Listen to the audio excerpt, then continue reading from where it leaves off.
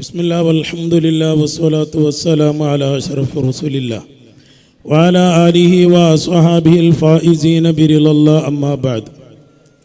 കന്നഡത്തിൽ പ്രസംഗിക്കുന്ന പ്രൗഢോജ്വല വാഗ്മിൽ ധാരാളമുണ്ട്. ഞാൻ മലയാളത്തിൽ ഒരു 10 മിനിറ്റിൻ്റെ ഉള്ളിലായി എൻ്റെ പ്രസംഗം അവസാനിപ്പിക്കുകയാണ്. റബ്ബ് തൗഫീഖ് നൽകട്ടെ.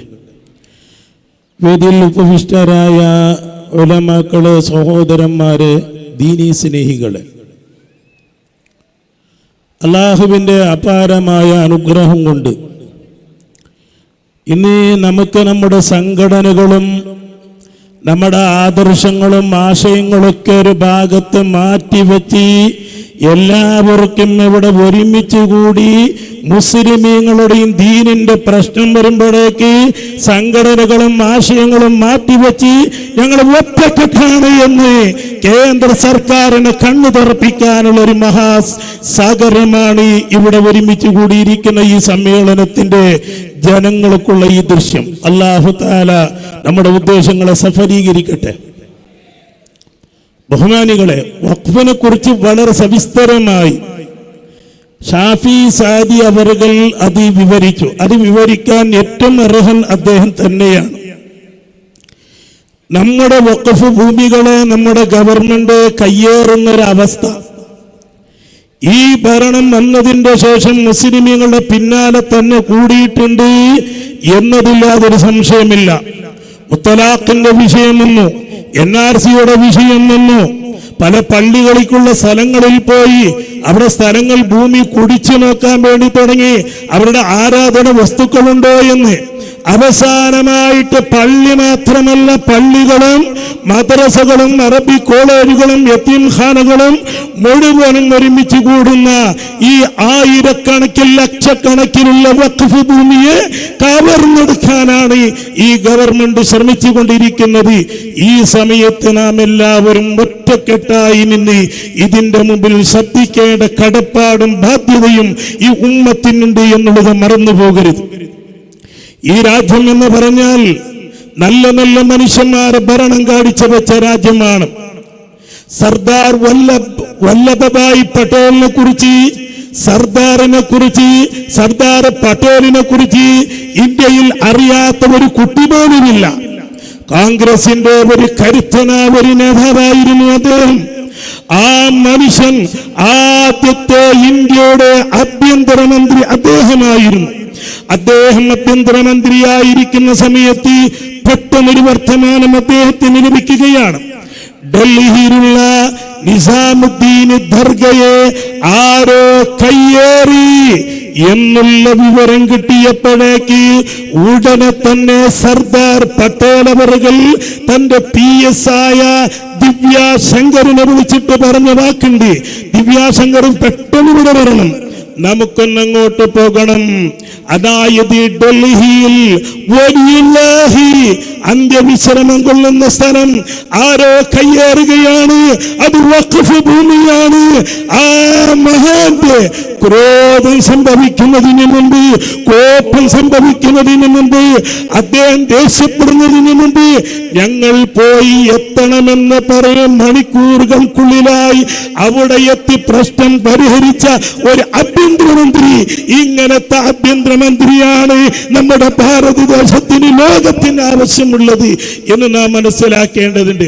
അവരുടെ ചരിത്രങ്ങളും കഥകളും നാം പഠിക്കേണ്ടതുണ്ട് വളരെയേറെ. അതാണ് അവരുടെ പ്രവൃത്തിയാണ്, അതാണ് സ്നേഹം, അതാണ് മതേതരം, അതാണ് ജനാധിപത്യം, അതാണ് മനുഷ്യത്വം. അങ്ങനെ പെരുമാറാൻ വേണ്ടി പഠിപ്പിച്ച ഇന്ത്യയിലെ വലിയ വലിയ രാഷ്ട്രീയ നേതാക്കൾ ഇവിടെ ഉണ്ടായിരുന്നു. അവരിൽ നിന്നിട്ടൊരു പാഠം പഠിക്കണ്ടേ? എങ്ങനെയാണ് ഈ ജനാധിപത്യ രാജ്യത്ത് ഭരണം ഭരിക്കേണ്ടത് എന്ന് നോക്കി. ഇവിടെ ഒരുപാട് സ്ഥലങ്ങളിലായ സംസ്ഥാനങ്ങൾ BJP സർക്കാർ അല്ലാതെ തന്നെ ഭരിക്കുന്ന സംസ്ഥാനങ്ങളുണ്ട്. എന്നാൽ മമതാ ബാനർജി കാണിച്ചവരെ ഒരു ആർജവം കാണിക്കാൻ മറ്റുള്ള സംസ്ഥാനങ്ങളുടെ മുഖ്യമന്ത്രിമാർക്ക് സാധിച്ചില്ല. മമതാ ബാനർജി NRCയുടെ പ്രശ്നം എന്നപ്പോഴേക്ക് പറഞ്ഞു പശ്ചിമ ബംഗാളിൽ അത് നടക്കില്ല. അതേ സമയത്ത് വഖഫ് നിയമ തിദ്ദുപടി കായിക വന്ന സമയത്ത് മമതാ ബാനർജി പറഞ്ഞു പശ്ചിമ ബംഗാളിൽ അത് ജാരിയാവില്ല, നടക്കില്ല എന്ന്. ഇങ്ങനെ ആ ധീരതയോ ആർജവത്തോടുകൂടെ പറയാൻ മറ്റുള്ള സംസ്ഥാനങ്ങളുടെ മുഖ്യമന്ത്രിമാർക്ക് സാധിക്കാത്തതിൽ നമുക്ക് ഖേദമുണ്ട്. ഇങ്ങനെയും കൂടി ഒന്ന് പറഞ്ഞിരുന്നു എങ്കിൽ ഗ്യാരണ്ടികളുടെ പാക്കേജുകളുടെ കൂട്ടത്തിൽ മുസ്ലിമീങ്ങൾക്ക് ഇതൊരു ഗ്യാരണ്ടിയായി മാറുമായിരുന്നു. പക്ഷേ നമുക്കത് എവിടത്തിൽ നിന്നിട്ടും നമുക്ക് കിട്ടിയില്ല. എന്നാൽ നോക്കണം ഇവിടെ, പക്ഷേ ഈ വിഷയത്തിൽ പാർലമെന്റിൽ പ്രതിപക്ഷ നേതാക്കൾ പലരും മുസ്ലിമീങ്ങളുടെ കൂടെ നിന്ന് ഇതിനു വേണ്ടി പ്രവർത്തിച്ച് ഇതിന്റെ എതിരിൽ ഈ നിയമം കായികമെന്നുള്ള ഭേദഗതി ഇതിനെതിരെ കേസ് കൊടുത്തവരുണ്ട്, പലരും കൊടുത്തവരുണ്ട്.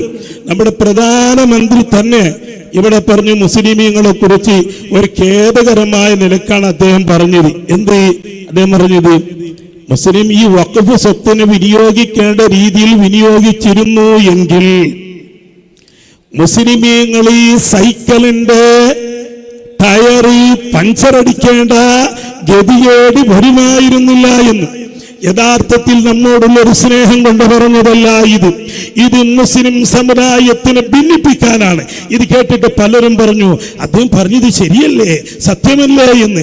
നമ്മോട് കരുണ ഉണ്ടായിട്ട് പറഞ്ഞതല്ല, ഈ സമുദായത്തിനെ ഇത് ഭിന്നിപ്പിക്കാൻ വേണ്ടി പറഞ്ഞതാണ്. ഇവിടെ മുസ്ലിമീങ്ങൾ ടയർ പഞ്ചർ മാത്രം ചെയ്തതല്ല, ഈ ഇന്ത്യ രാജ്യത്തുള്ള താജ്മഹലും കുതുബ് മിനാറും ചാർമിനാറും ഇതെല്ലാം ഇന്ത്യ രാജ്യത്തിന്റെ ഏറ്റവും വലിയ സമ്പത്തും ഈ സൗകര്യം ഇതെല്ലാം ഉണ്ടാക്കി ഇന്ത്യ രാജ്യത്തിന് കൊടുകയായി കൊടുത്തത് ഇത് മുസ്ലിമീങ്ങളാണ് എന്ന് ഒരിക്കലും മറന്നു പോകരുത്.